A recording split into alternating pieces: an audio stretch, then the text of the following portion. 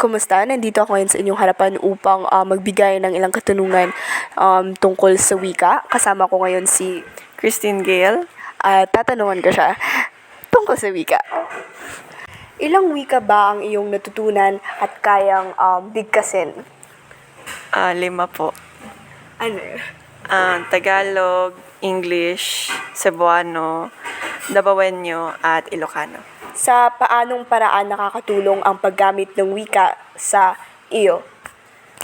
Nakakatulong ang paggamit ng wika sa akin upang mailabas ko ang aking mga saloobin sa pang-araw-araw, katulad ng pakikipag-komunikad sa aking mga kaibigan at sa aking pamilya.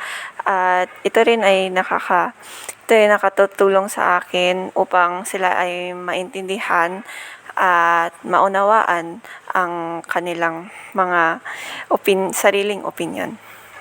Napag-iisa o napag-uugnay ba ng wika ang mga tao? Para sa akin, oo, dahil ang wika ay paraan upang tayo ay maging maunlad as isang bansa.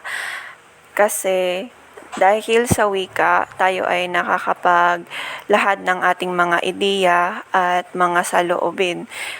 Lalo na kapag kailangan nating gumawa ng isang act. So, kailangan talaga natin gamitin yung wika para magkaunawaan tayo as a whole.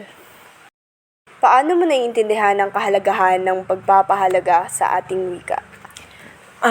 Para sa akin, mahalaga ito dahil ito ang kumikilala kung sino man tayo at kung saan tayo lumaki.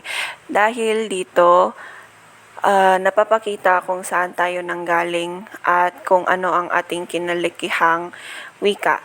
At mahalaga ang isang wika dahil rito nagiging connected tayo at nagkakaintindihan ng mga tao.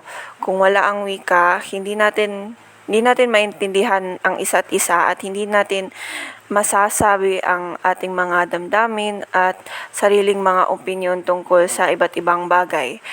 Kaya para sa akin, mahalaga ang isang wika dahil ito ay sangkap para tayo ay ma-develop as a person. Para sa iyo, ano ang kahalagahan ng pag-aaral ng iba't ibang wika sa ating buhay? Sa ating buhay, marami tayong makakahalubilong tao na iba't iba ang wika. Mahalaga na maintindihan o mapag-aralan natin ang iba't ibang wika para tayo ay maintindihan nila at the same time maintindihan rin tayo nila. Kaya naman, mahalaga talaga yung pag-aaral ng iba't ibang wika, hindi lamang isa, kasi para tayo ay makapag-komunika sa ibang tao. At ngayon ay tapos na ang aking pananaliksik ng mga impormasyon tungkol sa wika galing sa aking matalik na kaibigan na si Christine Gale. Thank you.